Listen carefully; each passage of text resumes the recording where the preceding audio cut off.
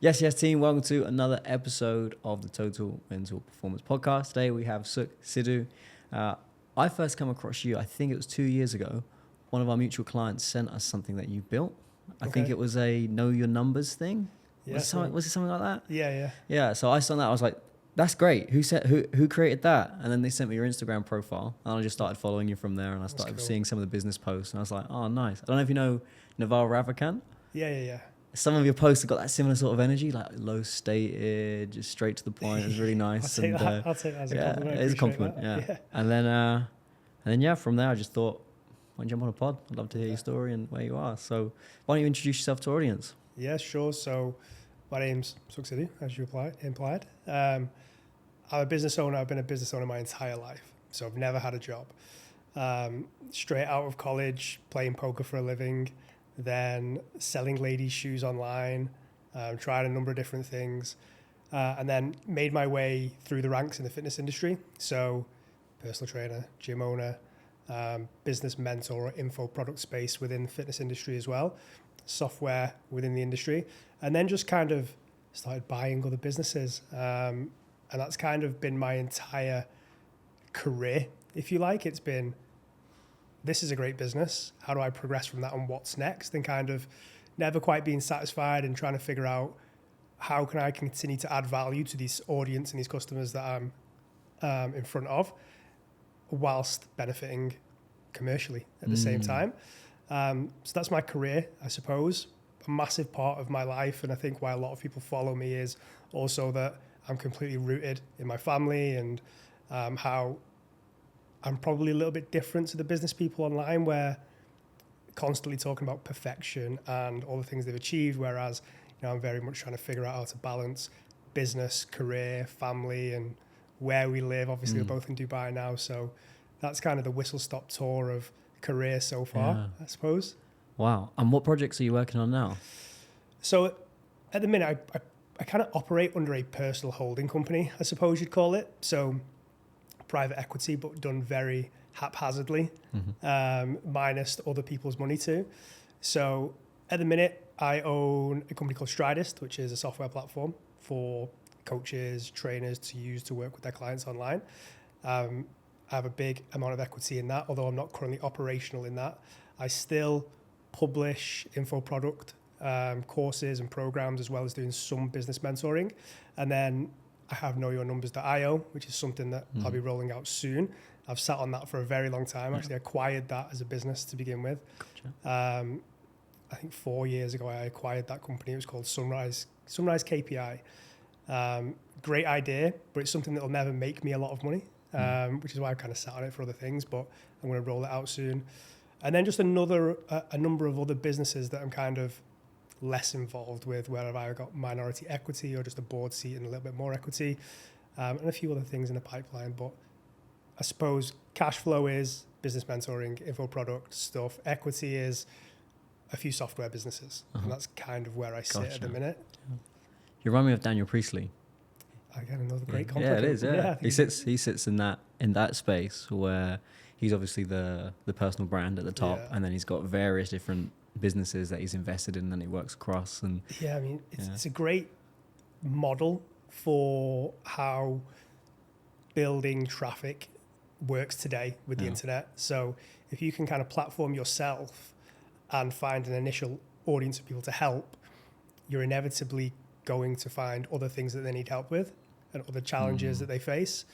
And if you can if you put yourself in a position, whether through building cash flow, where you can invest in other solutions for them, then it's a no-brainer. I think a lot of people get often burnt out because they're focused on that first singular business and don't really know how to escape from that eventually. So even if it's something they love, like coaching,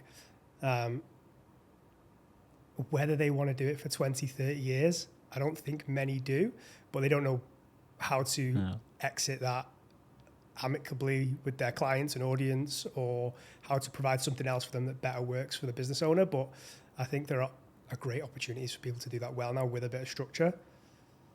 So where did the first business start? Like, was you born into a family of entrepreneurs? Was it you spotted something when you was a kid and it was just a spark? Like how did that start for you?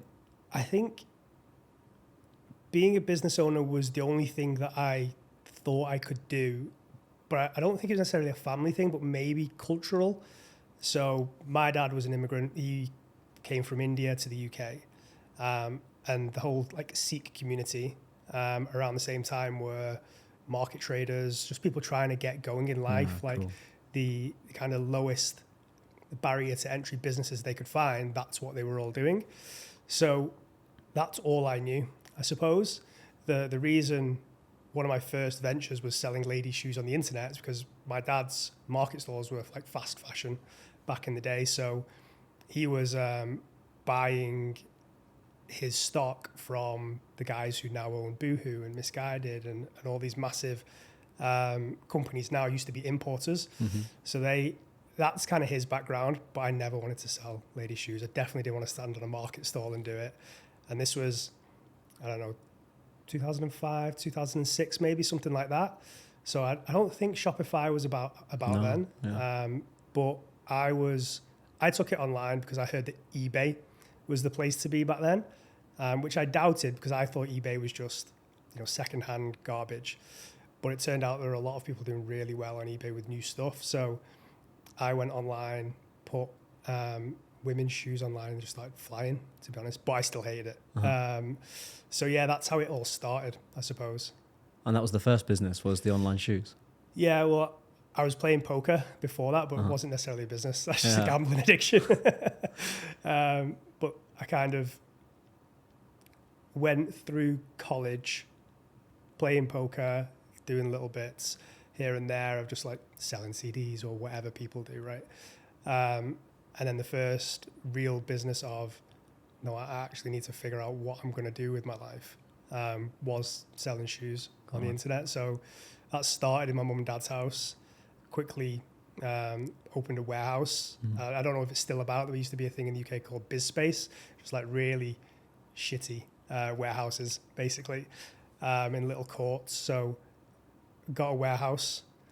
Started selling ladies' shoes out of there. Hired a couple of guys to do the packaging for me. And I just sit on my laptop, printing labels, do customer service, dealing with. Back then, your feedback on eBay was everything. Yeah. So dealing with feedback. And I did that for a few years. Like I said, I didn't enjoy it whatsoever. So I kind of self-sabotaged during that period. And is that where the gambling came in, or the gambling was already happening? No, before? the gambling was prior. And I say gambling, like obviously poker is slightly different. There is an element of skill involved. Yeah. So it wasn't necessarily a gambling addiction, but I think that came after realizing that I didn't have the skills to make poker a career, as some people do. Yeah. I won an online poker tournament, and I think my winnings were around like £13,000. And that was like the catalyst to thinking, okay, I can do this. And then, and this is really common in poker, you start playing above your kind of skill level and think, because there are bigger stakes at play, I'm going to go and play in these bigger games, and you get absolutely destroyed. And that's kind of what happened to me. I wasn't aware of like bankroll management or anything like that. So I think I remember winning that tournament. I actually came second and won £13,000. And I think for the next 2 weeks, I was like, I'm going to play in these bigger stakes games. Lost about £4,000 or £5,000 in 2 weeks, and thought, actually, I can't do this. Maybe I just got lucky. So that was kind of the catalyst for, no, let's actually go and build a career in business and be a grown up now. Well, like any sport, in any competitive endeavor, you find your level. Yeah, and once you find your level, you then have a decision to make, which is, am I going to grind this out? Yeah. Or is it a self-imposed limiting belief and I can't get through to the next level? Yeah. Or actually, are there just better games to play? It sounds like you sound better games to play. I suppose true addicted gamblers maybe lack that self-awareness of, this is my level, and maybe that's the thing they lack. Another thing did happen around a similar time, and that was something called Black Friday in online poker. And I don't know if you are aware of that. I don't know it in poker. Yeah, so in poker, something happened, again, around that same time. That the years are hazy, but it was called Black Friday, where all the online poker sites in the US got shut down. Okay. Because effectively one of the biggest sites in the US called Full Tilt Poker was running a money laundering operation. So they all got shut down. I think even in the US today, only a few states have legalized it. So you have to be in that state if you want to play online poker. Really? Wow. So that happened around the same time. So that was kind of a wake up call. And that was a really big deal. It was like hundreds of millions of dollars got frozen in people's accounts of like players who kind of kept the money in the accounts or whatever. So I think it was a bit of a perfect storm for me to be like, yeah, this is probably my time to check out of this sport or game. Yeah. One door closes, another door opens. Yeah, and then, so, okay. So I'm following the line back. You're trading your shoes online and you're realizing like this isn't it. How do you fall into fitness from that position? Because ecom directors and ecom business owners aren't known as the most athletic and sporty guys. No. I think fitness was always going to be it for me, to be honest. I think I fell into ecom really because of my dad's like connections, I suppose. When I started thinking, okay, I need to do something, the easiest place to start was my dad knows manufacturers, importers, whatever. He had those relationships. So I had a line of credit effectively straight away, which a new business wouldn't usually have in those circumstances. So I had a line of credit. And that's what led me into the shoe business. But I was already obsessed with fitness. I had been my entire life. I'd played football, I'd boxed, as I know you have as well. Cool. And the only reason I'd fallen out of fitness or kind of had this break was probably because of playing poker, drinking a little too much in my late teens, doing all that stuff.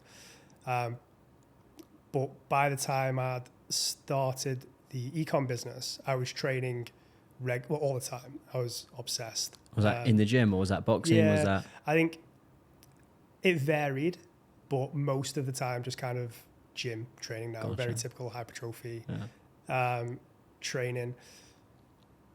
And that's all I wanted to do, right? I'd be on Body Space back in the day on bodybuilding.com. I'd be reading training articles online and in real life in magazines. And people were coming to me as well, asking for help or asking me what I did, asking me if I was on steroids and, those kind of compliments. Yeah. So I was like, at the time I thought, I'm just going to say, okay, yeah, I can help.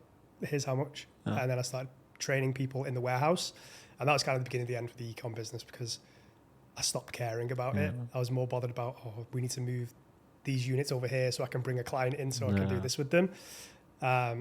So I think fitness was always going to be the actual start of, okay, this is the actual path I want to go on. It's just that I went on a little detour prior to getting there. Well, what's interesting is you had a sound understanding of the business fundamentals going into the fitness game, whereas most people that come up through the fitness world don't have that because you were already understanding profit and loss, you're already understanding cash flow forecast, you're already understanding inventory management, SOPs, those sorts of things. So that probably just being immersed in that environment, you're just absorbing all of these skills and these business lessons. So when you go into the fitness industry, you've already got a head start from the business side anyway.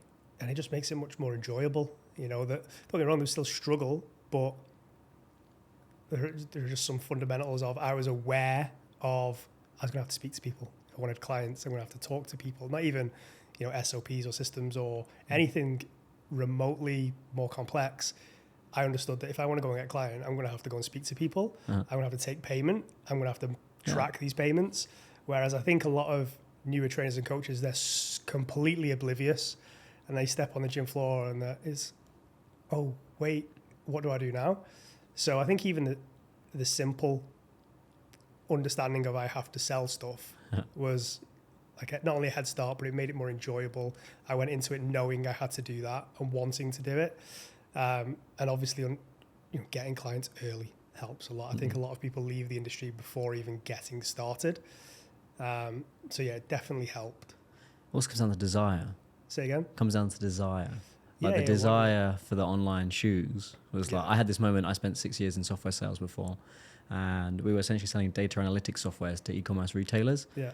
Great fun, highly complex, really tricky. But I had this one moment where I went, I don't care if Gucci get an extra 100 handbags sold this year. And I just had this moment where I was like, what am I doing? And it gets really difficult to sell something if you don't believe in it or you don't believe in the impact of it. And it just sounds like you've reached that point where you're like, what am I doing? Yeah, absolutely. And like in any business, if you don't have that enjoyment or love at the beginning, especially if you're a newer business owner, then you just won't see it through. Yeah, you won't survive, but you won't try either. Like later on, you go into businesses that aren't aligned with your real passions, and it's okay because you're in a position to maybe hire, and maybe you're just going in it because you see the business opportunity. But I think earlier in your career, it has to be a business where you're not necessarily thinking about riches or end goals. It's, oh yeah, this client just paid me 40 quid. This is amazing. And you love it. And in year one, if you make $2,000, it's like, this is working, which I think people massively lose sight on, especially with what they see online nowadays. It's like, oh, you're not doing 10K months, failing. But it'd be so much healthier from a starting point if you weren't even aware of that. You were just going into it because like, this is what I want to do. Wow, I've just made one sale. I'm so happy.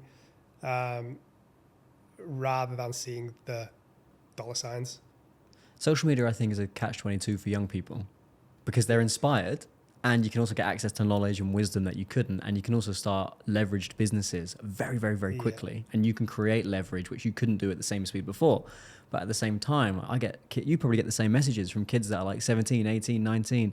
I'm barely making $5,000 a month and I feel like a fucking loser, and why am I not here yet? And then it's like, dude, you're like 17 years old. Like that's not a normal income for a 17-year-old. But what people are seeing creates this warped distinction of, I must be here, I should be here. Yeah. It creates a level of pressure. Whereas if you just shielded yourself from that and you just go, well, I want to make my next sale and help my next customer and focus on those two things, it'd be a lot easier. Yeah, like you said, it's catch-22 because you want to give everyone everything they need to survive and thrive and do whatever they want with their life. But I think there's a right time to see certain content, especially these young kids, as you mentioned. Really what they need to see is kids their age playing with their friends, not talking about money yet, doing things they enjoy. I'm so grateful I didn't grow up around it. I didn't grow up around people making loads of money or anything like that. So yeah, there's an element of it's good for people to see the things that can be achieved, but a lot of it nowadays is wrapped in achieving status instead of the things that genuinely positively impact someone's life. And one of the first questions I always ask people when I'm working with them from a business perspective, especially if they're like a solo founder, is what do you want from this? Not vision for the business, not revenue target. What are you doing it for personally? And hardly any people I ask that have ever actually thought about that. They're thinking, oh, I want to do 50K months, or I want to travel, I want to buy this home. And I'm like, yeah, but what do you want to be doing with your time? Like, why do you want another home? I think, people a little bit older should know that. They should know why they're doing it. And it's an ever changing, desire that they may have. It's not always going to be the same, but having a finger on, this is what I want from this business. Like right now, I want it to just generate enough income so I can focus on my family, or I want to go all in on this business and just create leverage so in 10 years time I can chill. But yeah, to your point, younger kids and the potential downsides of seeing Ferraris, watches and whatever, something I'm really conscious of. Like I try not to anyway share anything that's status driven, because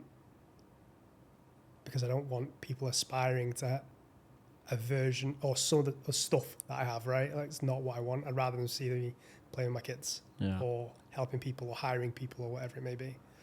That's cooler. Okay.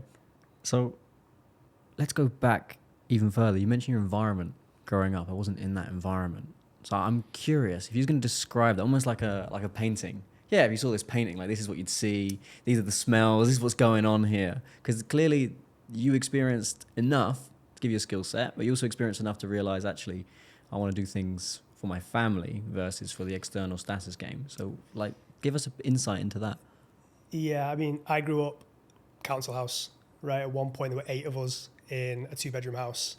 Myself, my brother, my mum and dad, and then my dad's brother, his wife, and their 2 kids, so my cousins. So I didn't grow up around any wealth whatsoever. The place I grew up in was called Hood Manor, which is effectively names of 2 poor places put together. And then my dad had, I don't want to call it, he had some degree of success, but I mean, you know, moving out of a council house. That was the level of success we achieved. Which, for that environment, it's a big deal. Yeah, absolutely. You know, I downplay that. My dad moved countries, and he was the catalyst for us being it. So he was the guy. He was the guy that took the risks going from India to the UK. Absolutely. So that was the environment I grew up in. In terms of the environment that spawned an entrepreneurial business owner, again, that's all I saw. Whilst I didn't necessarily see riches, it's just what everyone did in the community. You I saw suppose. hustle. Yeah, it's just you went and you started a business, and then people were growing businesses. I say I didn't see all the success. I did see some, because I would go to Cheetham Hill in Manchester, a very famous area, and that's where all the warehouses and importers and everyone was back then. And it did include like importers. Like at the time, they were called Pinstripe, and that is the group that owns Pretty Little Thing and Boohoo and that family. So I saw other people's riches. And my dad kind of used to say, "Oh, when you're this age, you'll have this and this and doing well." So my dad encouraged it. I actually remember once we were in a warehouse called Loud. That's owned by, again, the Kamani family who own Boohoo, Misguided, or it was back in the day. And I was considering getting a job at the time. I think I was maybe 16, and some of my mates had gone and got jobs at Carphone Warehouse, customer service jobs, and they were making like, I don't know, 20 grand a year. I was like, 20 grand a year? Yeah, I'll take some of that. And I remember my dad saying to one of the founders of that group, he's thinking about getting a job. And they were all laughing at me and kind of like, go and get a job then. You go and be a wagey or whatever and that. So it just was never a genuine choice for me. It was just taught to me that's what I was going to go and do. I was going to start a business. I need to figure out what that business was. And at the time, like I said, because my dad had gone into fast fashion, that's what I thought it was going to be for me.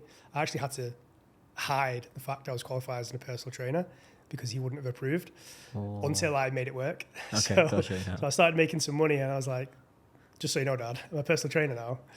And he's like, oh, why have you done that? It's not a proper business. Actually, I'm making this much money. All right, well done. Yeah. That was kind of reaction. But yeah, like, I just didn't know anything else, to be honest. It was always positioned as that was the goal, being a business owner. And I don't think that's common. No, it's not. But for me, that was common. It was, how could you have a job? I suppose today's online, it's more common, but it wasn't then. Everyone, like, especially in traditional, like, Indian communities, it was like, go and be a doctor, a lawyer, or accountant, or whatever.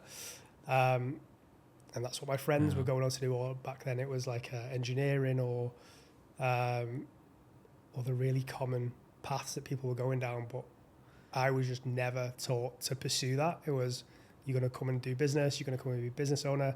And that's all I knew. That's very cool. Because you'd have just been involved in all the conversations that most people don't get. Like listening on the phone or in-person negotiations. Yeah. Or, oh, fucking hell, this shipment hasn't come over. What we're going to do now? Oh, you got to do this. So you'd have just been in this environment, just picking up lessons and knowledge and wisdom. And you know what kids are like? They learn so fast. They just absorb it all. So actually, like, from a working class background, it's a pretty good one, you know? Yeah, I was privileged. Yeah, maybe not financially, but we were privileged. The skills. Yeah, and just being around some of the warehouse owners and the importers were very wealthy. But again, maybe it's like immigrant mentality. They were all grafters. They all worked. They were all bouncing around the warehouses with cardboard boxes on the shoulders with shoes and clothes. So again, I think I was privileged that I saw that as much as anything technical. I saw the graft, the hard work. And kind of, this is what is supposed to be done. You're supposed to work hard, do everything yourself, be there. Like, some of these guys had mattresses in the warehouses. They'd sleep there on certain days and just stay there.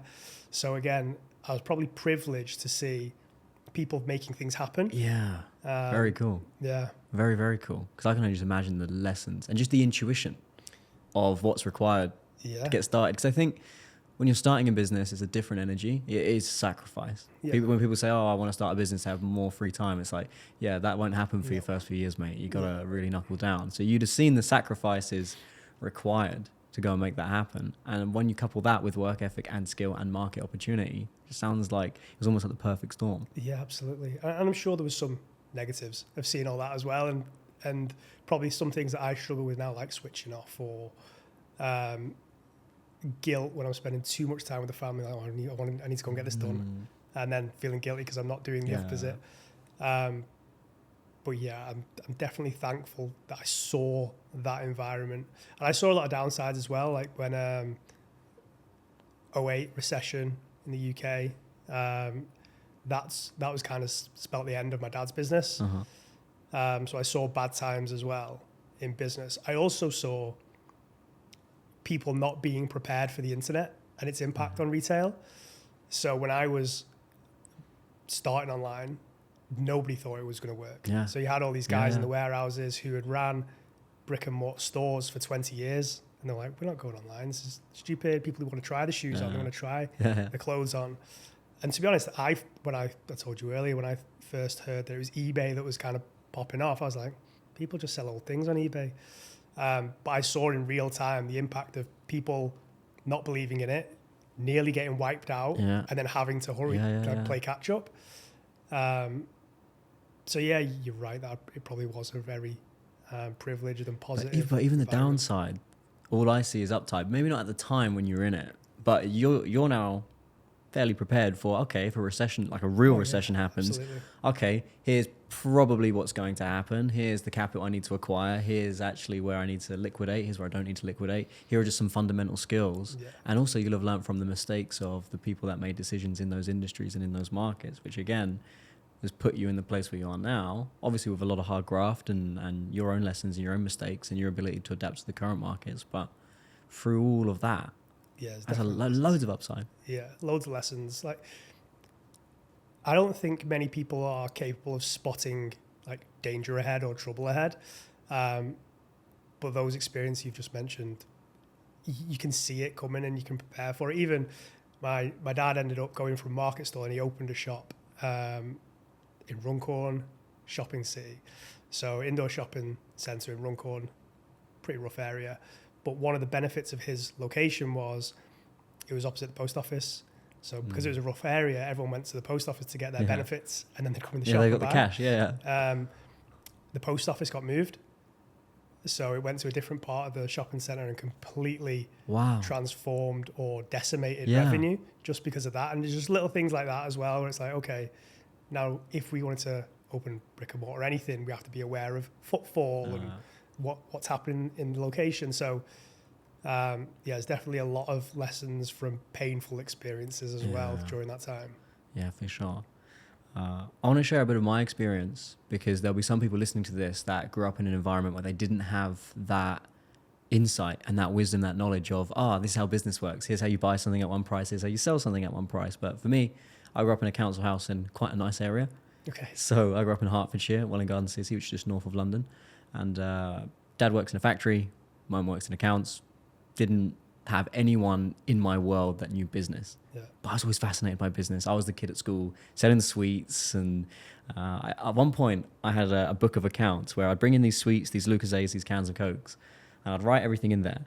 And if somebody wanted something they didn't have the money, I'd take the back of their mobile phone like case, like, you know, where so the battery would fall out. And I'd say, okay, well, I'll take that as insurance and you can pay me tomorrow. And I used to have a file with like all of these phone cases and all these accessories that people would put down.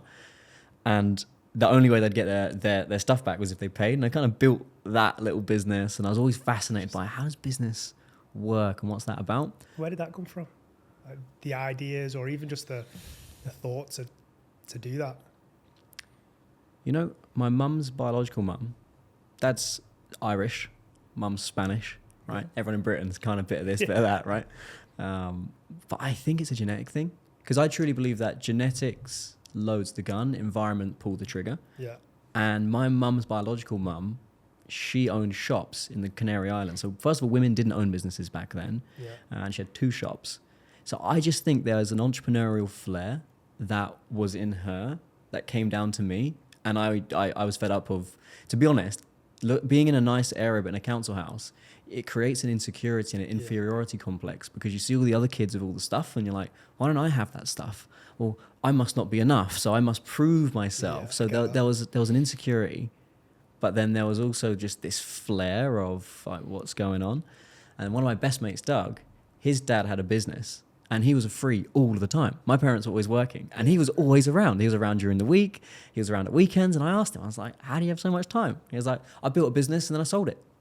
I was like, so what do you do? Well, maybe I'll buy a property, I'll do that up, I'll do the garden and whatever. And he would give us a little bit of encouragement. He said, why don't you and Doug go out and start a little car washing business? Or why don't you go and do this? And I was like, yeah, all right. So it was always the guys in the snow. I'd get 4 guys with shovels. I'd go and knock on the door. Hi, do you need your drive done and whatever? So there's a little bit of a whisper of encouragement there. So I think it was a mixture of air quote necessity, because I believe if you're born working class in the UK, that's a lottery ticket. That's the golden lottery to get access to the UK market, especially over the last 50 years. Amazing. So I think a mixture of opportunity, perceived scarcity, when actually when I look at the working class around the globe, we're like the luckiest. We are so fortunate to have the opportunities that we've got. I think it's that. And I've just always had this knack for how do businesses work, or how does somebody go from nothing to something? And I left school at 16, and one of my boxing sponsors owned a garage. And so he had to learn profit and loss, how businesses work. So I asked him lots of questions. What do you think about this? What do you think about that? So he was sponsoring me. And then, you know, Peter Jones from Dragon's Den? Yeah, so I think I saw a picture on your Instagram of you talking with him in the background. He had a school where instead of doing exams or coursework, you come up with a business idea, you pitch for investment, you run the idea, you prove it or disprove it, and that's how you get your marks. So then in that environment, they're teaching us how to think entrepreneurially, how to come up with ideas. Like we were walking into rooms and like on whiteboards going like, all he'd say is just listen for problems. Where there's pain, there's profit. Where there's pain, there's profit. If you can find pain and solve a big enough problem, you will find profit. And I think it was a mixture of just those formative experiences that made those differences, but it was the people that I met. So if you're listening to this and you're like, oh, but I've grown up in an environment and I don't have access to these people, follow them online, find podcasts just like this one and listen. I think podcasting is one of the craziest information exchanges in the world, where you can just, people that are listening are hanging out with us. Yeah. Imagine being able to listen back then to, oh, this person's built this business and here's what they're up to. So if you are someone that hasn't had that, just find people in real life where you can and just say, hey, can I do an exchange? Can I help you in some way? And I just want 30 minutes of your time to share some advice and wisdom. Find some mentors. And if not, just listen to podcasts. As you were going through your journey, was there any moments in there where there was 1 or 2 people you're like, yeah, you know what? This person really changed my life and opened some doors. I think my dad was probably the first one.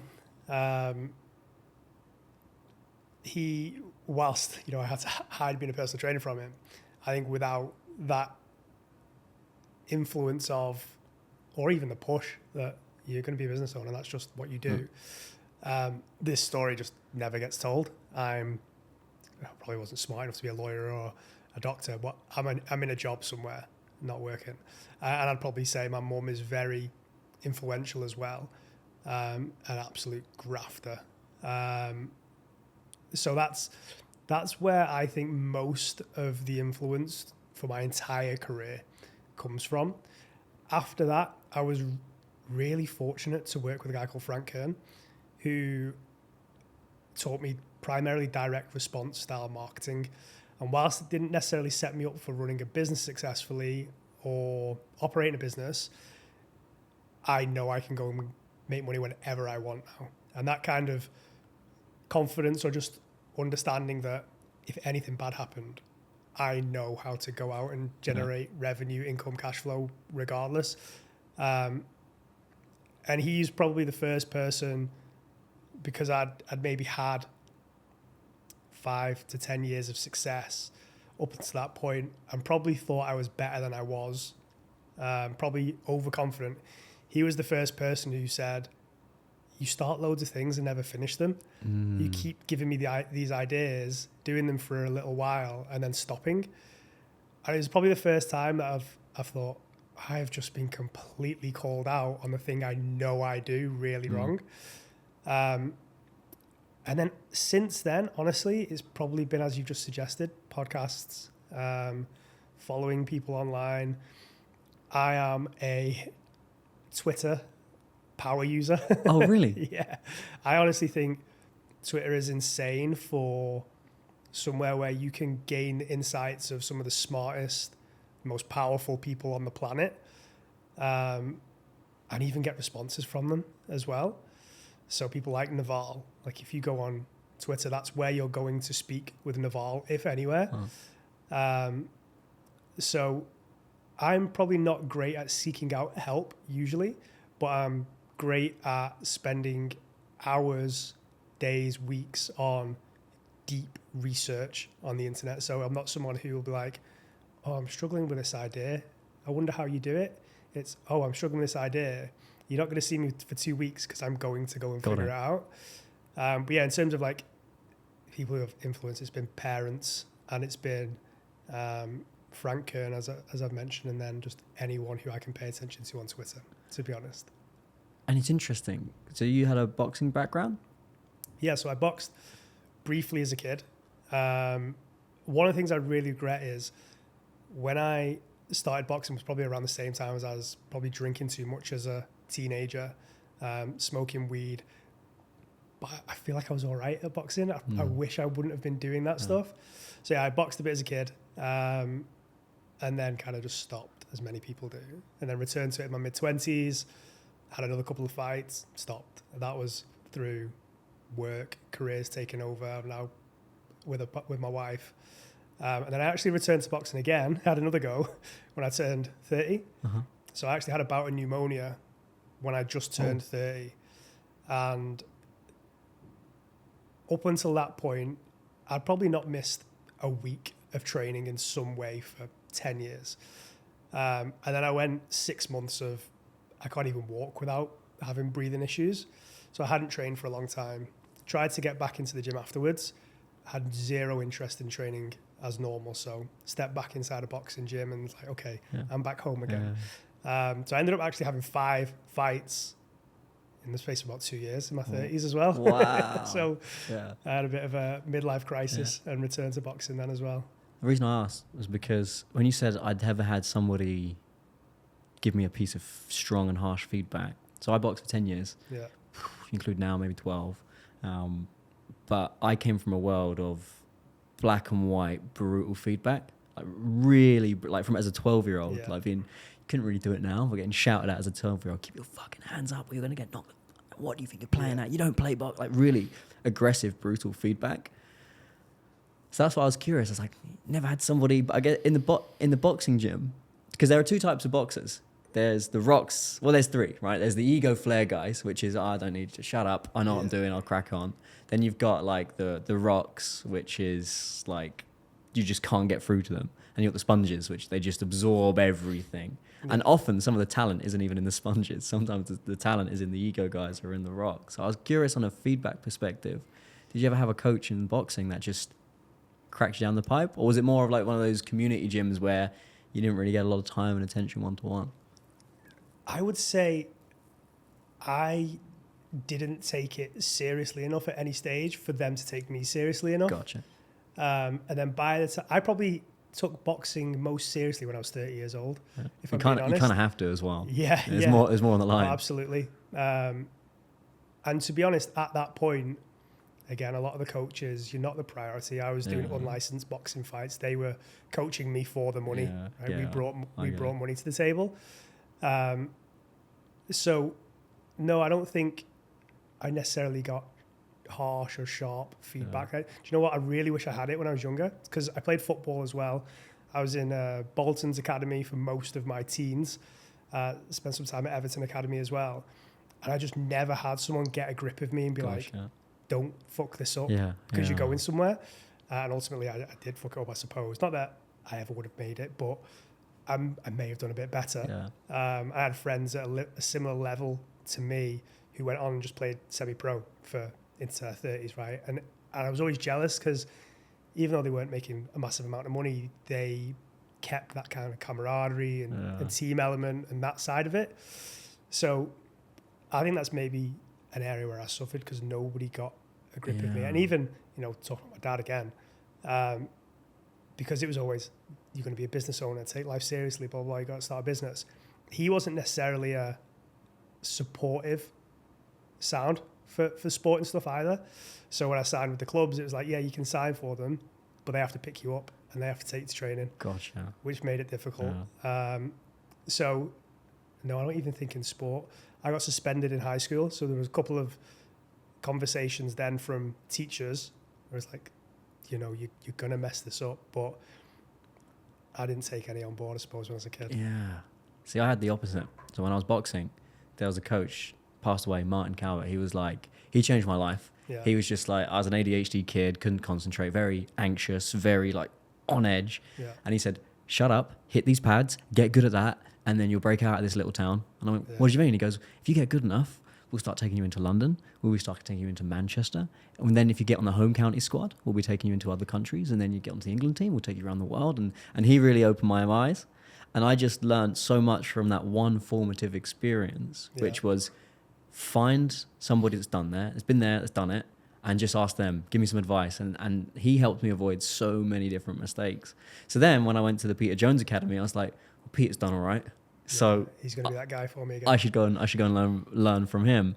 Yeah. And then all the way through my career, I've always had someone in my corner, because I just look at it as a corner man. Yeah. A good fighter and a good corner man is going to be able to navigate most problems until you get to levels. Yeah. And every now and then, you're just going to have someone in the other corner that's just better than you. And that's life. And you've just got to suck it up, take it on the chin and go, all right, the better man won, Yeah, I think, like, to your point of having that coach, mentor, or whatever that person acted as for you, I think it's so important for everyone. I think I maybe didn't have that when I was younger, but I see the value in like my kids now. So I've got a 7-year-old who does ballet, gymnastics, plays golf, and she's got different kinds of coaches and teachers in those environments. And like in gymnastics, it's way more direct and maybe a bit harsher. Some of the parents don't like it, but I'm like, she needs that in that environment. Same with ballet as well. It's quite strict. And then in golf, like they're just messing around and having a bit of fun. And I'm like, I'm okay with that. I want the coaches to provide her with feedback in different ways. I want them to be strict with her when she needs it. Arm around the shoulder when she needs it. But I think if you have those people in your corner, especially when you're younger, it just makes you also way more coachable from the right people when you're older, as well, as you then experience with Peter Jones, and you kind of recognize the opportunity, like, oh, I've got somebody else here that's got my back as well. So I'm really hot on, even if it's like activities for kids and sports for kids, because of the other adults that they're going to get mentored or coached by, because it can be so impactful, as you found. So yeah, I wish I had it, mate, but I never had it, I don't think. But do you think it's too late for you? No, not at all. Or do you bring people into your corner now? Or are you still of that, I've figured it out this far? I think I'm really strong with partnering with people. I probably haven't taken advantage of enough opportunities for people guiding me more. But often I think I'm not sure what I want help with or need help with. And I can be very, to a fault, it's like logical. Like, oh, this particular problem needs solving, or problem, instead of somebody being like, that's not actually the problem. Zoom out and look at what you can see. You're failing here, or your mindset isn't right with this, you're performing poorly here. So I think, again, I probably need to do a better job of finding people who can guide me rather than fix a specific problem sometimes. Are you open to that? Like, are you open to the idea of, because essentially there comes a level of control and relinquishing control. Okay, I'm going to open up. Okay, I'm going to take, not how do we both do this together and how do we only figure out this way. Actually, I'm going to go, all right, tell me something. And if I can't see the logic, I'm going to take the risk to try it anyway. Like, does that factor into your thinking? Yeah, I'm absolutely open to it. I think for me, it's just when do you take the breath to sit back? I suppose this is my faults coming to the fore again. It's, where do I start and what do I need? Who do I trust? And what actually is the problem? Are there any problems? And also, again, it has to align with what I actually want from life, not just a business problem or whatever. So I'm far more likely to maybe take guidance from someone's granddad, right? Like I'd rather go and sit with a grandparent for an hour a week and just chat and absorb wisdom. That's kind of the stuff I used to have with my grandparents or whatever, right? There'd be everyone goes there and eats and talks or whatever. I'd rather find wisdom and guidance in that, I think, rather than business. Not that's necessarily what you were getting at, but that's where I look. Well, there's a difference between intelligence and wisdom, right? Yeah. Absolutely. Intelligence is knowing that a tomato is a fruit. Wisdom is knowing not to put it in a fruit salad, right? It's like, so well, I find with mentors and thinking partners, I sometimes look at coaching and mentoring relationships like sparring partners. Yeah. You've probably had good sparring partners that bring you up a level, but you've also had sparring partners that blunt your blade, and iron sharpens iron.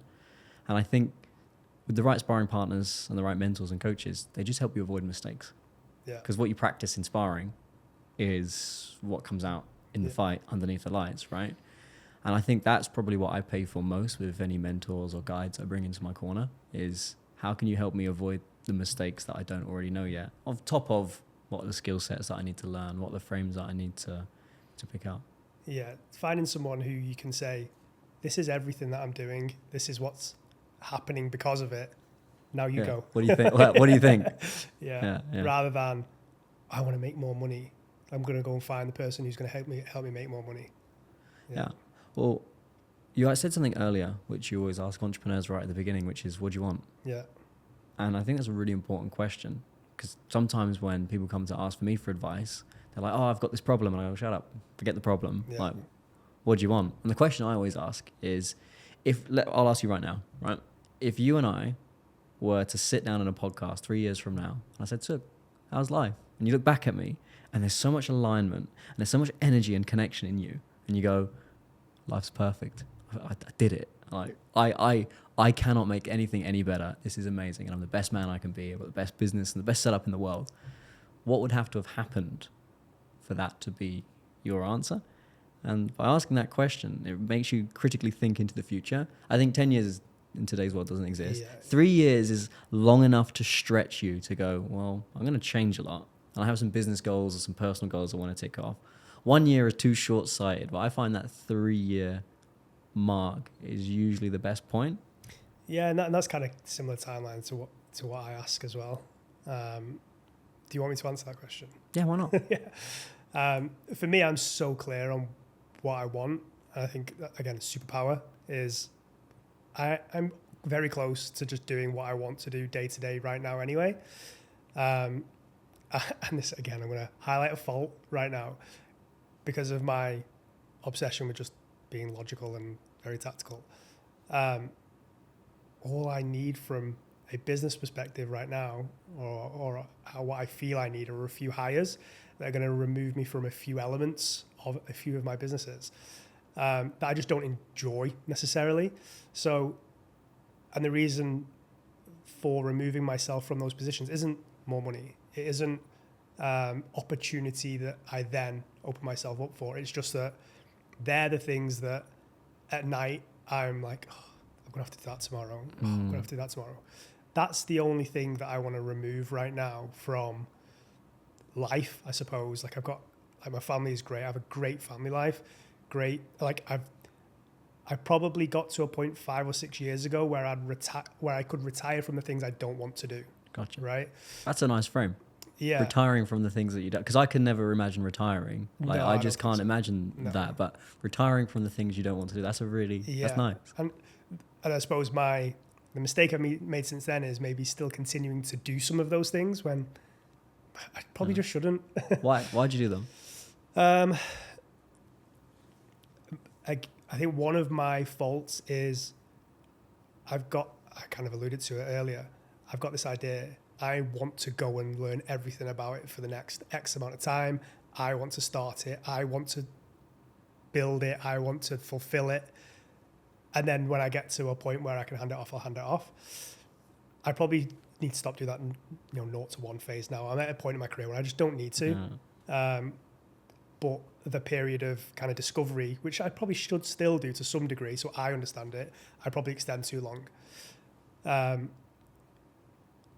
yeah, so I think to answer the original question, stop doing the things that I don't need to do anymore. So that I wouldn't say experience dread, but remove any friction. Friction, or I can't be bothered doing that. Or sometimes it doesn't get done if you don't want to do it, right? So go into bed knowing you've not done something. It's such a small thing to stress about, but it's still something to stress about. Yeah. So, that's for me where I want to get to. And I think that's why it's such a powerful question. So those things that keep that friction going, is it that you love the task and you love the game, thus it's worth staying in the friction? Or is it a case of you just don't know why you're continuing to stay in that space? I think I do.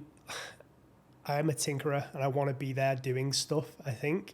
And I suppose the reason the stress maybe exists, or the dread maybe exists sometimes, is that I know I could be doing something else. It's not necessarily that I'm doing the thing or that I hate doing the thing. It's I probably shouldn't be doing this, because if I wasn't, I could probably be doing this instead. Like what?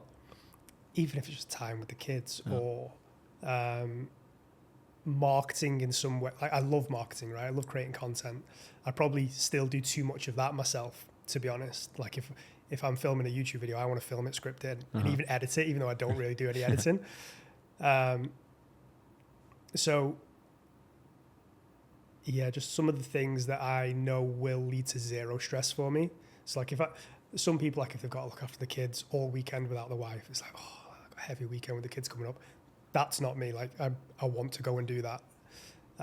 Someone has to post a piece of content or has to film a video again. Like, that causes me zero stress. If that's on my to-do list, I'm like, I really want to do that first, even though that's the least important thing. So yeah, I think it's just a case of me giving myself space if I do remove those tasks, but the pain probably isn't enough for me to do anything about be bothered right now. These are all things that I'm aware of, and maybe I'm waiting for a bit of pain, or something to inspire me to think, take action. Yeah, okay, I need to fix it now. Stop messing about. Did you ever listen to Jim Rohn?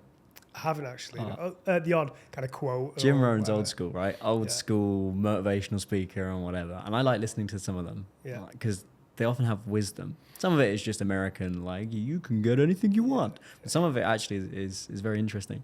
One thing he says that stuck with me forever is, don't be the guy sat at the beach thinking about the office, or don't be the guy that's in the office thinking about the beach.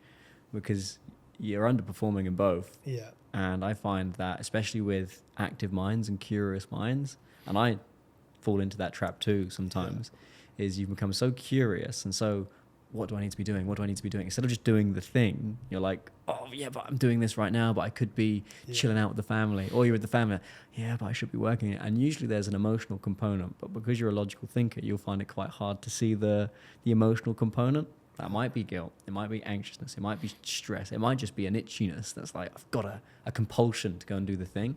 Yeah. But when you can unlock that little line of code that keeps you just not quite present and engaged, because I truly think happiness comes from just being in flow. Yeah. When you're in family, in flow. For me, when I'm boxing, especially when I'm shadow boxing, sparring and pad work, I can just, time disappears and you're just in the moment. I think that's where happiness lives. It's just most of the world aren't able to get into flow. They ain't able to just, I'm doing the task. Yeah. I'm just in this moment and playing, you know? It's funny that you mentioned boxing, because now that I think of it, one of the reasons that I really loved going back to boxing in my 30s is you cannot take your phone with you into the ring or anywhere for that matter when you're boxing. I also used to love swimming with the kids because of that. There's there can't be any temptation for phone or anything like that because you're in the pool with the kids.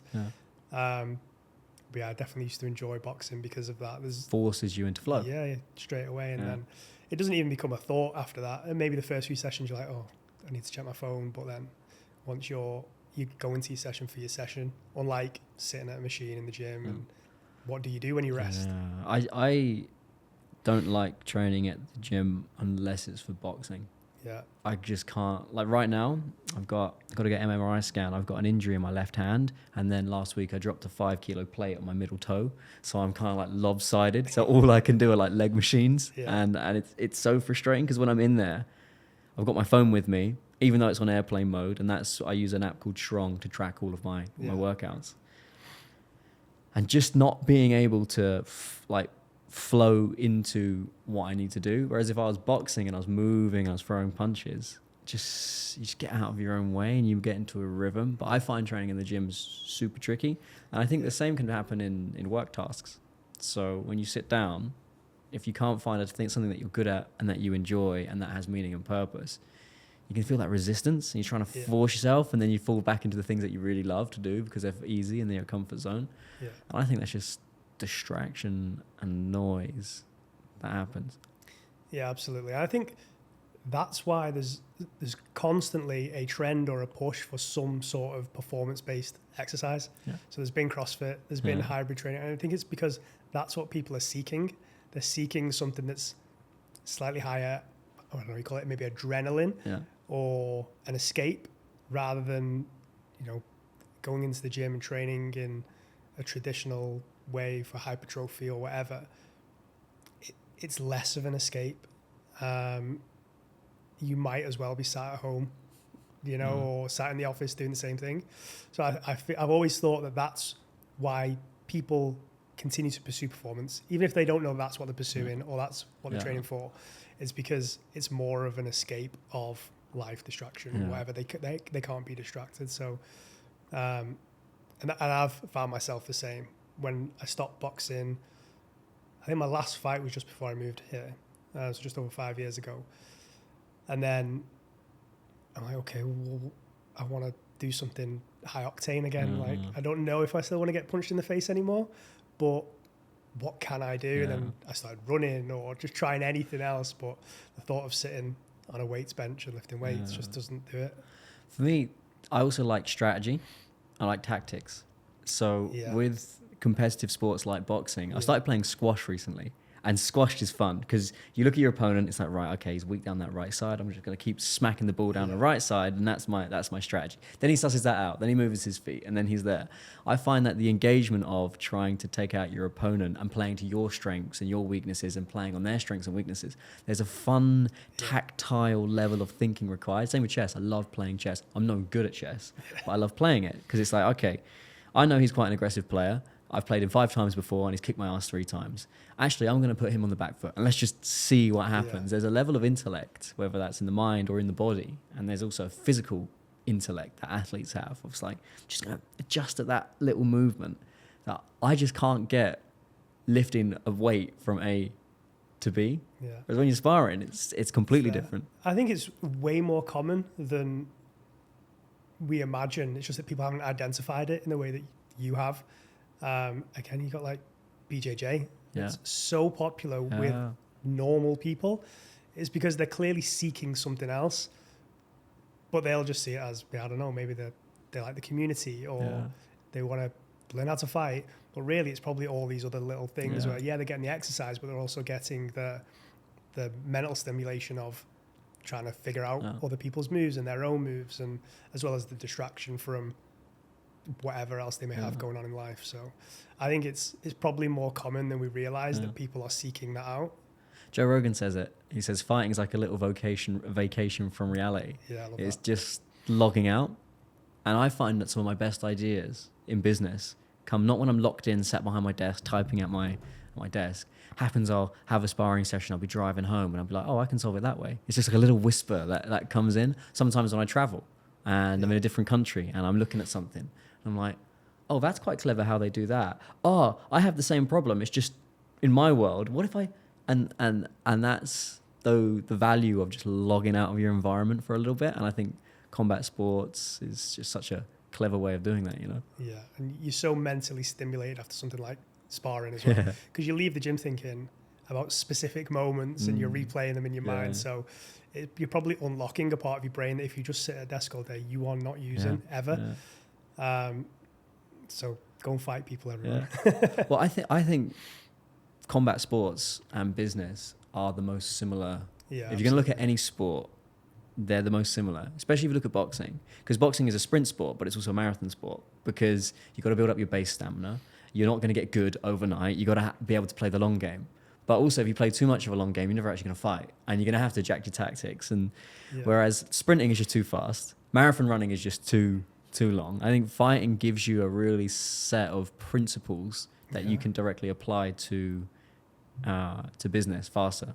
Yeah, and it takes bravery, humility. Yeah. Like, there's nothing like a new person walking in a boxing gym thinking they know what they're doing. That humbling comes immediately. And if somebody has made it through that stage, you can probably judge them positively. Like, oh, okay, you had you beaten and you came back the next day to try and get better. So I think, you're probably right. Like, combat sports has so much crossover to success in other areas of life, especially business. Well, even when I was fighting, I recognized that I needed a team around me. Because people think, boxing's a selfish one-man sport. It is, but it's also not at the elite levels. Yeah. So I had my boxing coach, who was technique, sparring, matchmaking, my nutritionist, strength and conditioning coach, a sports psychologist, performance psychologist. Then I had my sponsors. And you just build this. So I learned then, okay, well, I'm going to need a team around me. Whilst I might be going for the thing, it's not just me. It's going to be all of us that gets there. Sparring partners, being around the right people, like-minded people that are going to challenge your thinking and challenge your perspective, put an arm around you and say unlucky mate, and then also give you a kick up the arse, you're being lazy, come on, let's sort it out. Grit, losing publicly in front of everyone, that's hard. And for a lot of men, it's the most humiliating kind of losing as well. For another man to be harder than you. So it's, like I said, that humility that it breeds is just unlike anything else. Yeah. And then what you then take from that and then you apply to business, man, it's completely different. Gives you superpowers for sure. Yeah. So when you look at what you're building next, and I understand you might not share exactly what it is you're building next, but what do you look forward to the most? Are you looking into things like AI, and are you looking at, because I think AI is going to be the next internet. I think it's, when the internet came on and everyone's like, what is this thing? Like, is it really going to take off or not? I think we're in our next internet era. Are you looking at any projects in that space? Are you cautious? Are you excited? Are you nervous? Are you all of it? All of the above, yeah. So I think you're right in that this is serious, right? There's been a lot of things that have come maybe over the last 5 years, whether it's Web3, NFTs, crypto, or whatever, that have kind of not been as big as everybody thought. I don't think AI is that. AI is legitimately changing the landscape of everything. The biggest investors in Silicon Valley are effectively saying all incumbents are dead. Yeah. If they don't implement AI, I think it was Mark Andreessen who has said they're betting on the fact that AI startups are going to kill the incumbents. That's their whole thesis right now for investment. So if they're saying that, it's worth paying attention to. If that's where all the VC money is going right now, it's worth paying attention to. The way I look at it from where do I sit in this is, how can I use AI, first of all? I don't think I'm smart enough right now to have an AI first business. Maybe a business that benefits from the usage of AI, or that my customers have an AI element. But the likelihood of me launching a successful AI startup is very low. However, I think I could market very well using AI. I think I could use AI agents to support my team or support customers. I think that's probably where most people should be looking. I've done a bit of content on how this is going to impact coaches. So I think the reality for like fitness coaches is AI could probably do your check-ins soon, as well as you can. It's going to be able to do your programming, training, and nutrition without any issue at all. And the only thing stopping you from accepting that will be a lack of humility. Yeah. But it's not going to be able to replace the relationships that they have with their audience. Nobody's going to buy directly from an AI for their training. Or they will to some degree, but not to the degree where it's going to negatively impact the business of coaches. Not yet, anyway. So I am absolutely of the belief that AI is here to completely transform life. I don't know if I'm comfortable with everything that may happen, because I see my future offline, to be honest. That's one retirement hope that I do have. I love the idea of not owning a phone, right? And only going on the internet when I go to my laptop. Or if not even having a laptop, and maybe if I want to use the internet, I have to go to my daughter's house, right, when she's older or whatever.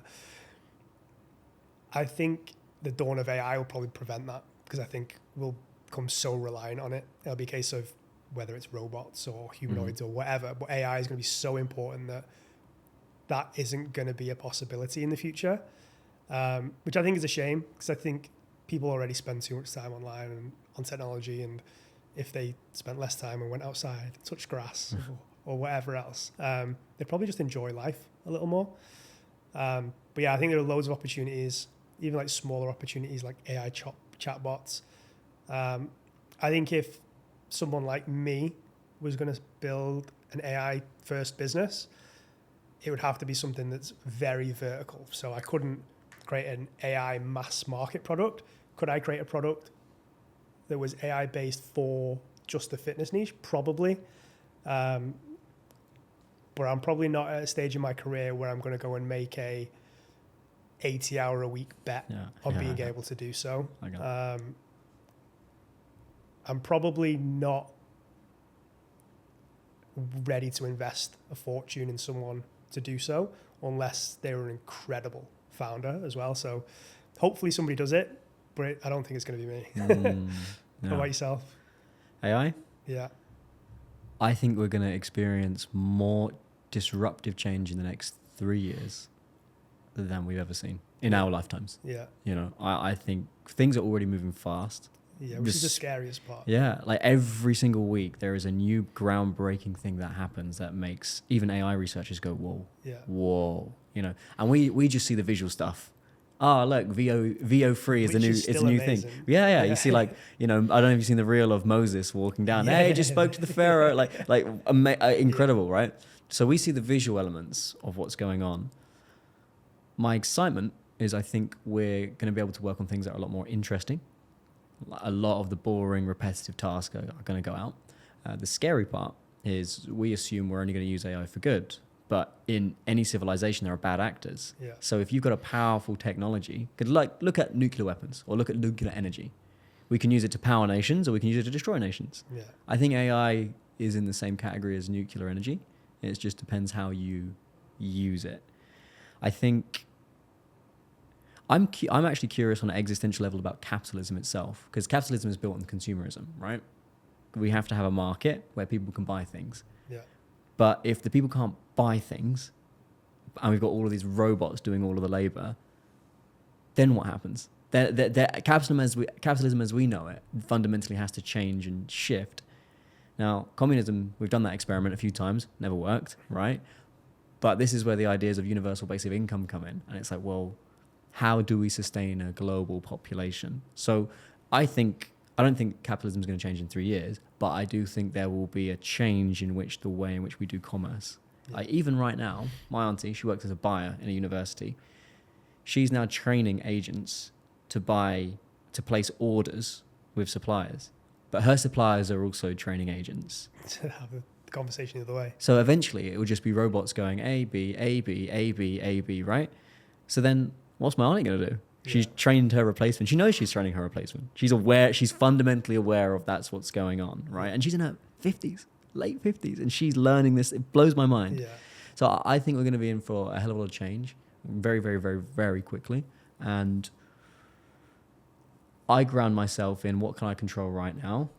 Because if you go too far into the rabbit hole, you can start either going into scarcity and fear, or you go the opposite, which is delusion and everything's going to be fine and abundant and benevolence. And I just look at, okay, well, what's the next step?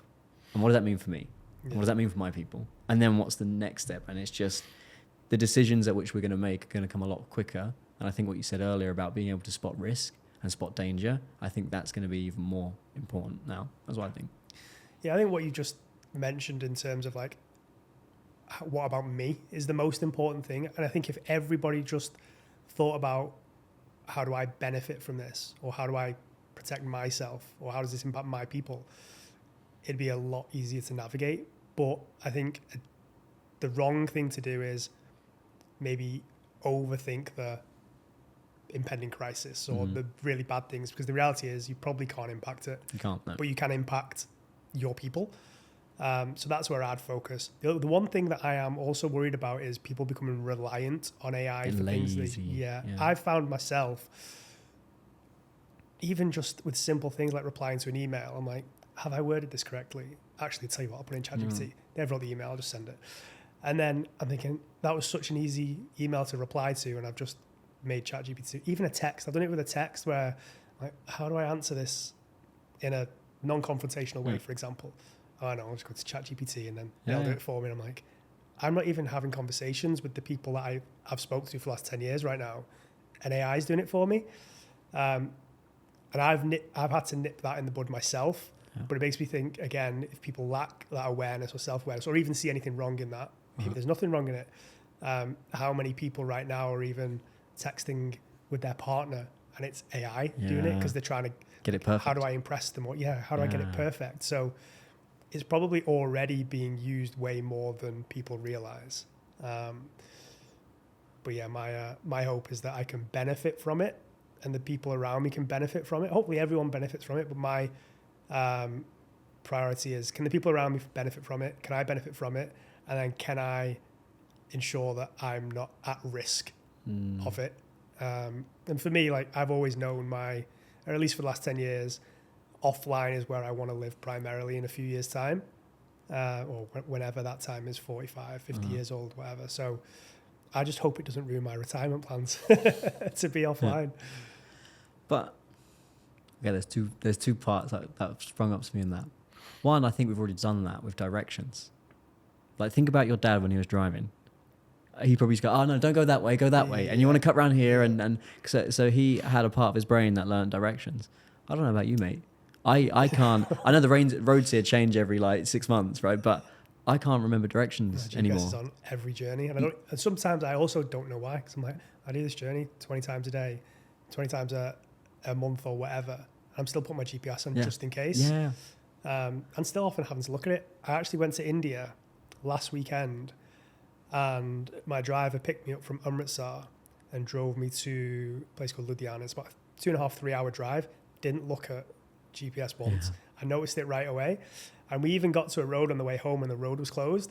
And he kind of just drove around a little bit, read a few signs and got us home. I was like, that's a 3-hour journey from one major city to another. And the place where we were going was my grandmother's, which is in a tiny rural village as well.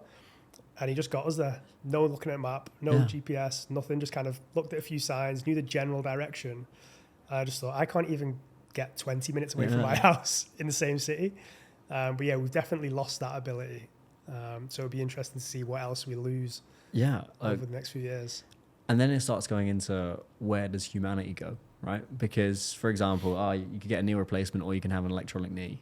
And that knee will enable you to never have to get another piece of surgery again. And actually, you can now jump 10 feet in the air. Like, you want to get both of them done while you're here? Like, oh, hang on. Like, yeah, I guess so. Because, by the way, if you have electronic knee, you won't feel pain. I won't feel pain. Like, I don't want to feel pain. I'd love to feel comfortable and be more strong and more powerful. Because humans, whilst we're incredibly focused, insect-like almost focused, we're also incredibly lazy. Like, we have this weird thing where we like to do things as comfortable and convenient, but also we like to push the edges and the boundaries. And it always comes back to convenience. So there will come a point where, like, this hand injury I've got, don't worry, we'll chop it off, we'll put in a robot hand. It'll be a lot stronger, a lot faster. It'll look cooler. It'll look just like the normal one.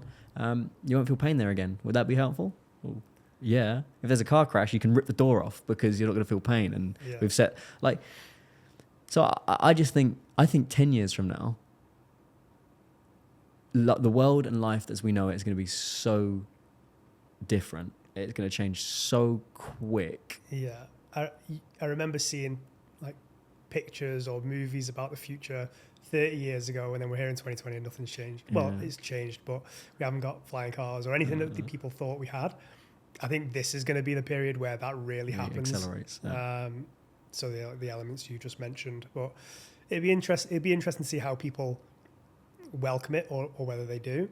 I can already feel the resistance in myself. Like I said, I've always liked the idea of being more offline than online anyway. And you talking about robot hands. I feel like I will be the stubborn old man who will be like, no, not playing. I want my old hand. Yeah. It's all broken, but I'm going to keep mine. It's mine. Like Will Smith and iRobot. Yeah. Very Well, here's non-trusting. a question, right? When Neuralink comes in, and then all of a sudden your competitors can think 1,000 times faster than you, and they can suss you out a hell of a lot quicker, then where do you go? Because that's what fascinates me is, well, if we look at capitalism as it is, it's a competitive market. It's a free market economy. The best of the best rise to the top in any of that. So there'll come a point where I think humans will diverge, and there'll be a point you're either in or you're out. And you either go and you upload your consciousness, or you put in Neuralink and you go down that way, or you're at a serious disadvantage. Or you go the opposite. You go organic, you buy your patch of land, you have your sheep, you have your pigs, you have your chickens, and you go, yeah, you know what? I'm not going to play. I own this land. This is my land. I've got my family here, and it goes there. Like, where's your head at? And again, these are all hypotheticals, but Neuralink is, it's moving, man. Yeah. I think I'm going to be the old man who refuses. And again, not even from a point of I'm not in favor or I don't think it's going to have a positive impact. I'm just looking forward to that life offline, as I've alluded to. I think if it arrived 10 years ago and I was in the middle of, I'm building something here, and if I don't get this, then I'm not going to be able to build what I'm building, maybe I would have been more susceptible to like, yeah, we've got to get this. But I think I'm already of the frame of mind where that's a decision for my kids. I'm already out. Gotcha.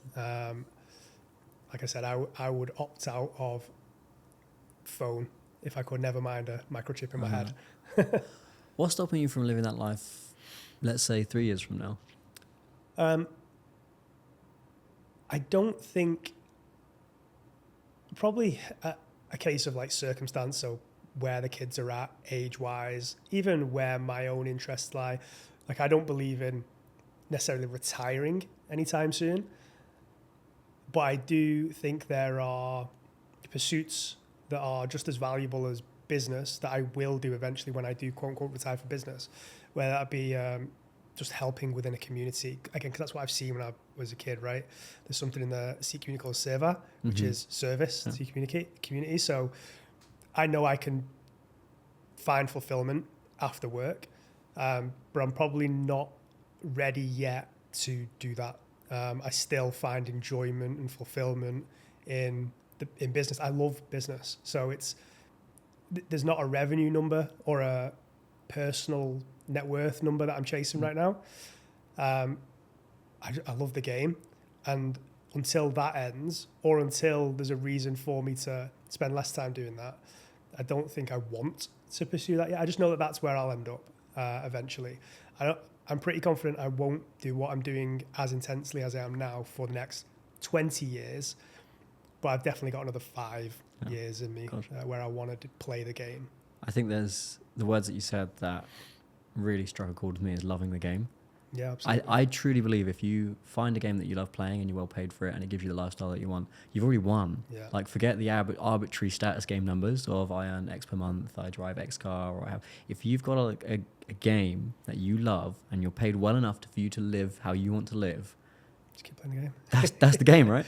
Yeah, well, there's no reason for me to stop doing it really. Like I've got friends who are part of like the FIRE movement, right? Financial independence, retire early. I'm like, why are you doing that? You enjoy, some of them have got businesses, and I'm like, you enjoy what you do. You're making good money. Life is good. And when they retire, because they want to retire early, they're going to have to downgrade life. And I'm like, I don't know if you're going to enjoy that for the next 20 years. So yeah, I'm not anti-retirement necessarily though either, because I know that often people who are completely anti-retirement just don't know what else lies out there beyond work in business. And for me, like service to others, philanthropy, or just being the dad or the guy who's like, you need a hand moving, yeah, I'll do that. Or the community needs cleaning up, I'll go and do that. Or the neighbor. So I am genuinely looking forward to that period of life. I just don't think it's yet for me. My end game is being an old man in his 60s, got a little cap on, right? And there's an old boxing club. and he's been coaching kids for years. Yeah. And he's always got time for you. And he'll sit down and he'll go, listen, concentrate at school. Don't fuck about. Yeah. Or you want to go and start the business? Go and do it. What do you need? A couple of €1,000? Take that. Yeah, go on and make it happen. Like that's really my end game. When I think about air quote retirement, it's looking at that man and he's got so much love and so much abundance in his heart. You look in his eyes and he goes, wow, that guy was put here just to serve that little community and help people. Yeah. That for me is the end game. And then all the fun of the games I'm playing right now, I'm really enjoying them. Yeah. So keep playing those, but there'll come a point where I just teach a kid, now keep that left hand up, or you got the talent to go and fight around the world, but you don't know it yet. So focus. You don't have to stay in this little town, or you don't have to stay in this little area. There's a big wide world out there. Go out and see it. You know, that's really where I think, well, if I was going to retire, that's what I want to do. Which is a great way to add value. Like I love to, and I think, like I said, I don't think people are even thinking about what else lies ahead. Like if they retire, a lot of them maybe are never going to retire. I'm like, why though? There are other things beyond being like pure capitalism, right? So yeah, I love hearing people like, oh yeah, when I retire, I'm going to go and do this thing, and it's service or helping people or being that mentor or guide or coach, but not because it's your business, because people need you and you want to just go and do it without without having to do it. And I think there's a lot of freedom in that. Like I'm helping this kid, but if I'm busy next week, I don't have to. Yeah. Like I can go away with my kids. So yeah, I think it's something for a lot of people. A lot of the people who I speak to are like, I'm never going to retire. What I'm going to do is sit on the beach. Like, no, you can go and help people still. Yeah. Because I think if money didn't exist and you still do the thing, that's how you know that you're in the right place. Yeah. Like even when I was in Zanzibar, I saw these kids like all boxing, like 4 of them were doing some boxing training on the beach.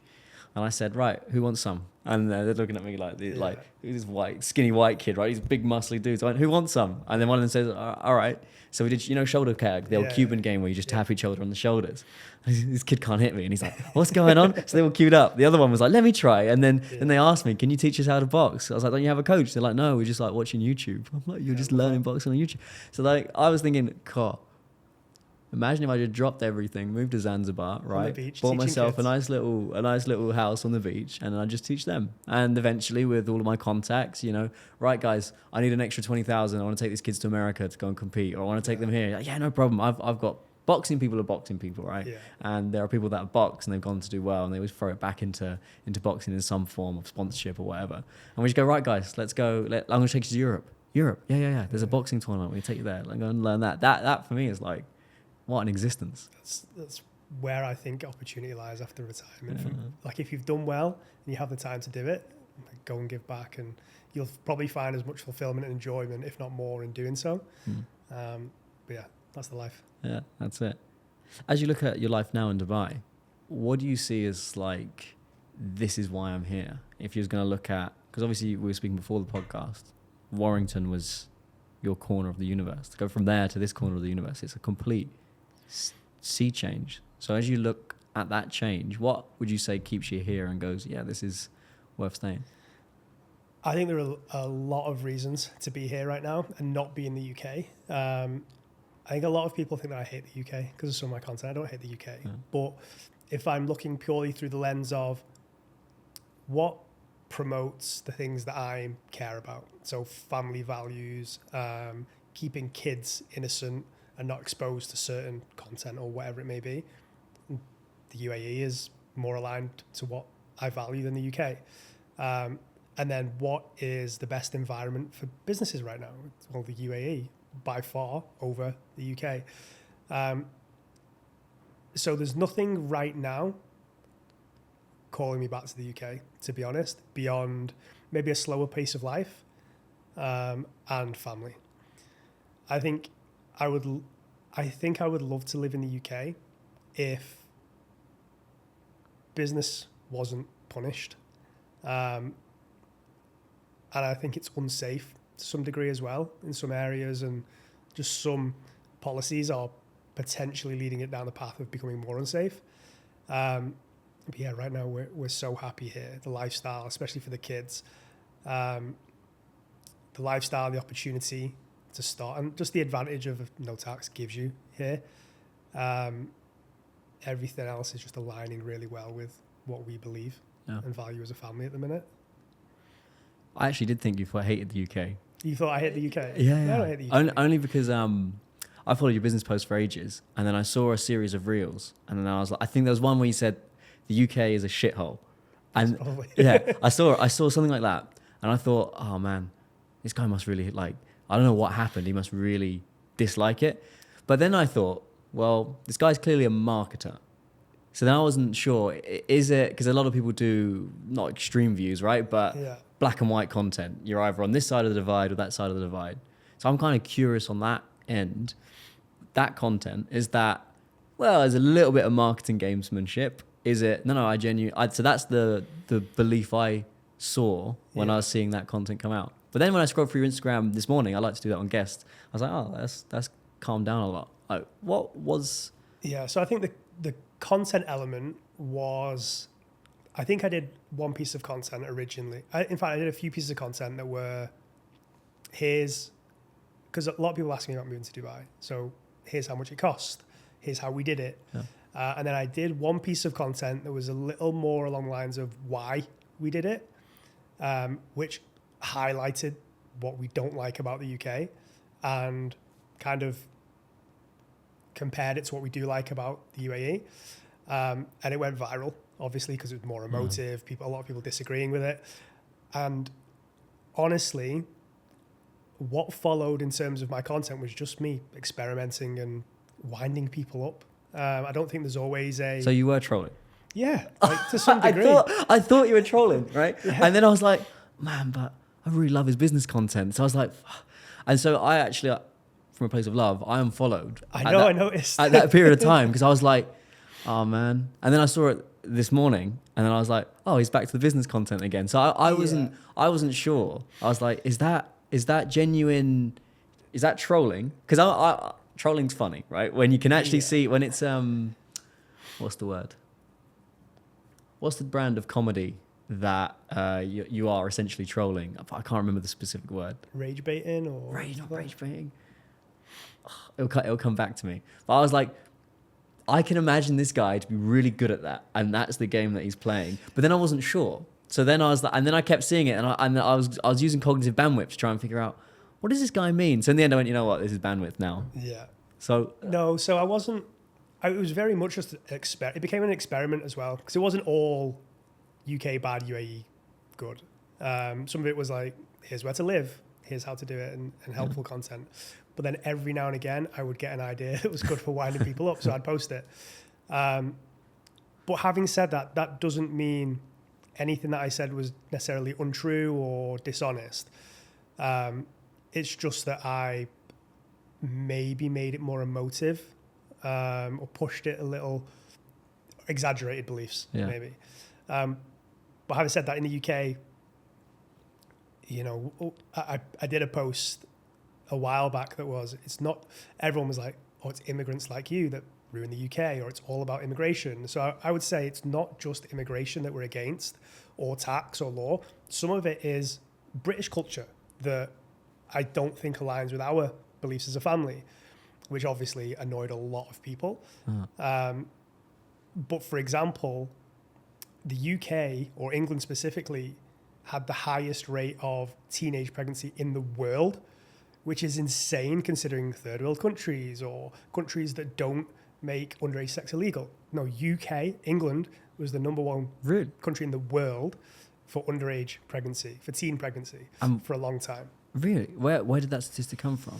I forget the source, to be honest, but that statistic was true, I think, up until about 2011. And then after that, I've seen data pretty recently that suggests things have improved. But it was less conclusive data. Feel free to fact check me on all this, by the way. But it was definitely the number one place in the world for teen pregnancy. 2011. I think it was 2011, yeah. And for me, that's an element of quote unquote British. That's a UK thing, right? But it's just the tip of the iceberg of it, because beneath that there is inappropriate content, inappropriate conversations, inappropriate parenting maybe, or whatever. The proliferation of or normalization of contraception pills in kids in schools in the UK. So don't get me wrong, I'm going to parent my kids and I'm going to ensure that I influence them how I want to influence them, but there's going to be external pressures, especially in the UK. You send your kids to school to be cultured by the other kids. Yeah, exactly. So there are elements of that as well. So that was one thing that kind of blew up. People didn't like hearing that. But yeah, there are definitely a lot of elements in the UK right now that just don't align with our values, but I don't hate it. I spoke to Amy, my wife, a number of times, like, should we move back to the UK in this period? And a lot of it looks like after I've finished playing this game, basically. If the UK is, by that point, it won't matter if the UK is, quote unquote, business friendly or tax friendly or whatever. Like, I won't care. That may be the point that we move back to the UK. But then I think about my kids and I'm like, actually, I still don't know at what point I'm going to want them in a UK school. So if we go back to the UK, we're going to be homeschooled, but then there are still other influences. So I actually think we'll still end up in the UK at some point in the future. I just hope that it gets so bad while I'm not there that it gets good or improves. Like, I'd love to hear your take on it, to be honest. On the UK? Yeah. I've been here 5 years. In my heart and soul, I'm a Spaniard. Like, since I was a kid, I used to go to Spain every summer in Malaga on the south coast. Love that. And I used to say to my parents, why don't we move here? Why don't we live here? So for me, my heart and soul has always been in sunny places. Yeah. I noticed when I moved to Spain, everything got better. My energy got better. My focus got better. My ADHD symptoms come a hell of a lot down. I started becoming more productive, happier, everything. So I think, and I'm a night person as well. UK shuts at 6. Yeah. I like being able to go to the shops at 11 and everything's still at night and everything's still open. So I think just for my own wiring and how I am, it doesn't suit me. I think, you know, I am so grateful for what the UK gave me, because I know that if I'd been born working class in many parts of Africa or Asia, I wouldn't have had the opportunities that I got. I wouldn't have had a home. I wouldn't have been able to go to school. The fact that I can read and write and I've been educated to a very high standard on the state, being born at NHS hospital, all of that for me is like, it's a beautiful system. Now, at the same degree, I'm not ignorant of history, and I understand the exploitation that the Brits have had on the global world, right? So it's not like it's just this beautiful paradise. I'm also aware that the culture of the UK is built on conflict. Like, that little island has been fought by the Vikings, the Romans, the Normans, the Saxons, the Celts, right? So everybody's been fighting for this little island for hundreds of years. Yeah. So it is a land that's built on fighting. One thing I like about the UK is if you talk shit, someone will smack you around the face. Whereas, I quite like that, because there's this unconscious system which is, don't be an idiot or you'll get found out. Yeah. That's not to ignore the downsides of knife crime. So as soon as I was 18, 19, I went straight into London and moved into central South London, specifically Elephant and Castle, Kennington area. And yeah, you walk down the street and your watch will come off your wrist if you're not careful, or there's somebody else that's been stabbed and whatever. So from a safety perspective, I think it's gone too far insofar as not strong enough police and not enough respect for the police and for the country. So like anything, it's nuanced, right? Now, if we look at it from the lens, so if I look at it from your lens, as I've learned from you today, 2 of your highest values are family and business, right? So if you're looking at family and business, Dubai is a very obvious choice for you, which is, it's a very safe environment. And then also from a commercial standpoint, I look at the UAE like I was talking to a friend last night on the phone. It's like a little disruptive tech company that's come into an old corporate business, and it's just gone, right, okay, we'll change this law. They can navigate a lot quicker. You know, they can make decisions fast. They can move things through government, and they can pivot. That's a lot harder of a population of 60 million people. And England's 1,000 years old. 1,000 years old. You know, they change government every 4 years. These guys have got the same leadership. They're thinking in 5, 10, 15 years. The UK is thinking, how do I stay in government? So it's hard to build a nation that is so old, with so much law and so much history and so much legacy technology, so much legacy culture. It's you're trying to turn an oil tank around. Whereas I wouldn't say the UAE is a speedboat, but it is like a super yacht that can navigate corners a little bit faster. From a culture perspective, I don't drink. So I found it much harder to make friends in the UK because go to the pub Drink. or but my only friends would be in boxing, right? Yeah. And that's where all my buddies came from. So I think it's nuanced, and it comes down to your values and what you value more. But from a business standpoint, I think it's you cannot compare. No. I always ask myself this question. About 2 years in of living here, I've lived here 5 years now, I was thinking, if, let's say tax was the same in the UK, would I live there? That was always the grounding question for me, because the moment my answer to the question, which is no, if the tax was the same, I wouldn't go back.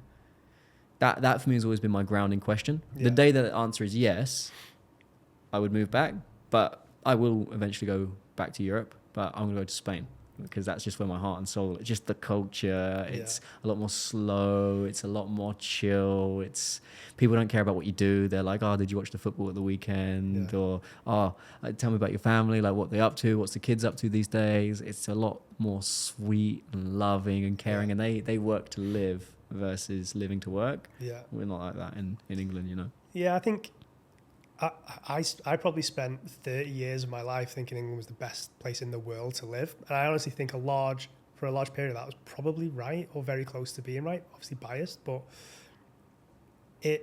I saw decline, or I saw things I didn't like, began to see things I didn't like, whether it was just conflict between people who wouldn't usually be in conflict with each other, whether it was Brexit during COVID or whatever.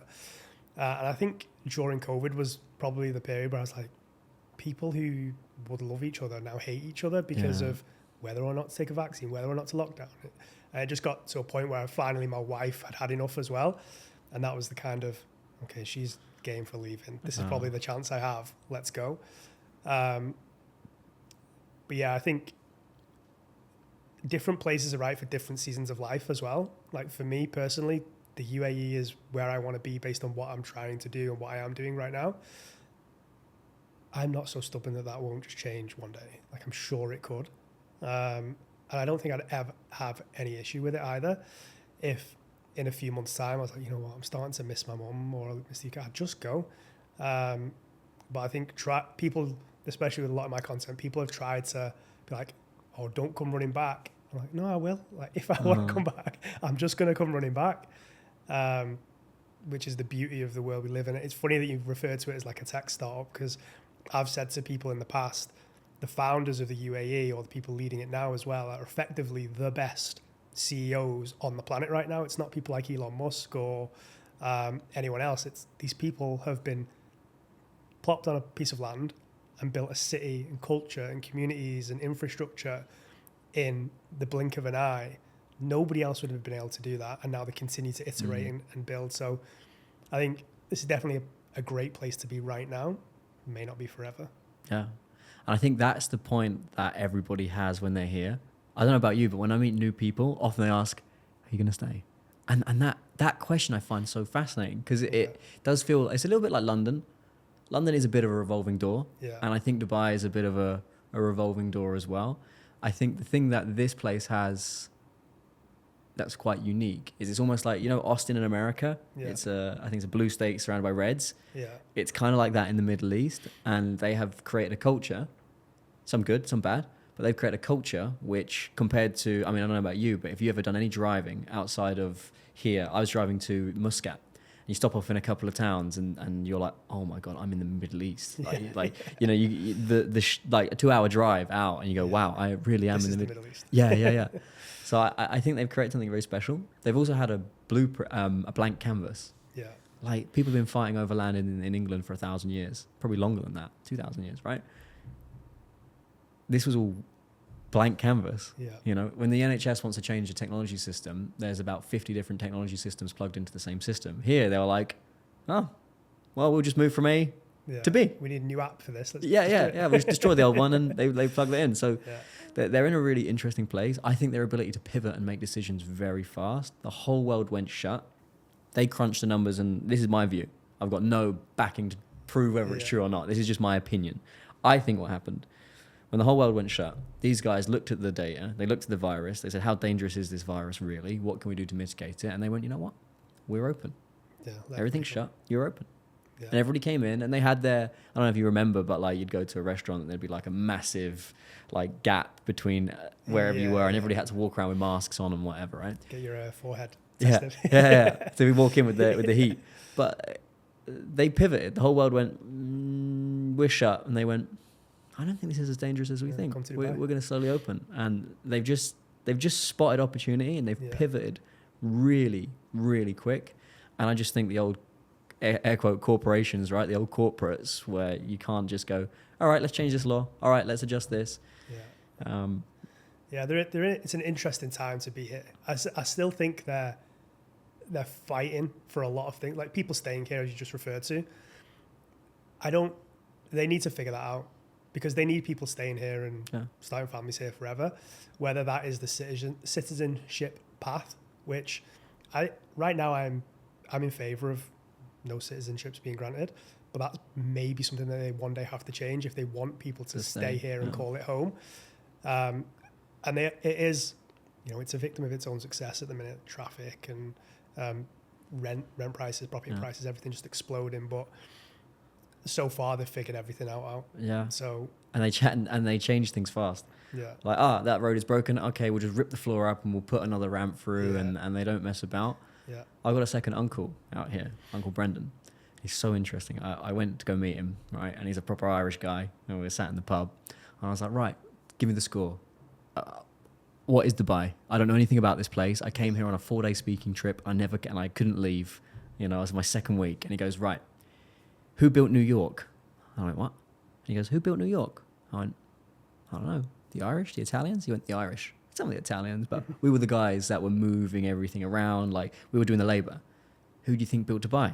I went, I don't know. And he goes, the Irish. But do you know the difference? And I said, what? We're in the office now. And I went, okay, that's interesting. And I said, so is that what you, because he's been here since 2000s. So he was working on the Burj Khalifa. He's seen a lot of the change. Yeah. His view is this is going to be the next New York. Yeah. He thinks, and that's what these guys are gunning for. He goes, you think back to New York in the early 1900s, it looked just like this, big plots of land upon which was just being built and built and built and built and built.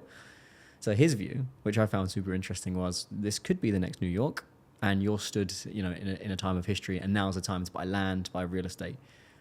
But then there's a counter view, which is this could just be like the Spain. Remember the real estate bubble in Spain? Everything went bang, and then pop, out it went. So it's interesting. I sit here existentially thinking, am I sat in like early 1900s New York, and what's considered like an area that's further out, and you make a proper investment there? Actually, that's going to be prime location in 5 years, 10 years. The answer is you don't know, and that's the dance that you play. Yeah, I think there's been some of the growth that occurred between 2019 or early COVID and now is phenomenal. Yeah, astronomical. Crazy. Yeah. People have made millions just because they bought a house. Yeah, in the right place. During early COVID, that's it. They weren't strategic with it, or that's when they moved to Dubai. They bought a home. Like, the home that I bought for $500,000 is now worth $3 million. Yeah, it's wild. So we could have already had that period. That could have been the period. Been it, yeah. I think there's plenty of growth still to go, but yeah, it's just overcoming that. How do we make it somewhere people stay for generations? I think that's the biggest deciding factor of, is this here for the next X 100 years, or in 100 years, is this going to fizzle out? Like, will my kids want to stay here? Yeah. I have no idea. Yeah. I met a guy yesterday at a party. Saturday, at a party. And he's 52. He was born here, Dutch guy. And I was like, you've been here 52 years? He goes, no, I lived in London for 4 years, lived in the Netherlands for 2 years. And he goes, but I'm back. And I said, so you've seen it all? He goes, yeah, I've seen it all. And I said, what happens? He goes, really simple. They build, there's a big crash, everybody's over leveraged, they bought too much stuff and they can't sustain their lifestyle. Everything comes down. All of us that have been here, we buy loads of stuff. It goes bang, and he goes, "I've just seen that twice, and I'm waiting for the third one." Yeah. I found that interesting. But you come back, he goes, "Where else am I going to live, man? Life is so comfortable here. It's so comfortable, and that's the downside. Is it makes you soft, and it does make you like your expectation of I want something in 12 minutes. It will be here in 12 minutes. Yeah, there are definitely some elements that can make you weak or soft, but. I suppose it's all up to you how How you adapt. utilize or Yeah. adapt all of that stuff. Like I was a victim of the Dubai stone when Yeah, first you moved put it here. on, yeah. Put it on. Yeah. But at the end of the day, you're moving to a brand new country, so you kind of have to Yeah. give yourself a bit of allowance. It's a big move, but yeah, I think the convenience is a positive. It's just we humans Yeah. can turn it into a negative. Yeah. Cool. Well, mate, look, I'm just wary of time. Dude, this has been super fun. I've super enjoyed our conversation. Where can everyone find you? I think Instagram is probably the easiest. If they head over to Sukh Sidhu UK, Uh-huh. find me there. Cool. Mate, thank you so much. Pleasure, mate. Thanks for having me. All right, team. If you love that information and that podcast today, please do share it out with the world. Maybe you're just thinking, somebody needs to hear this. Drop comments below, like, subscribe. Big love. See you in the next episode.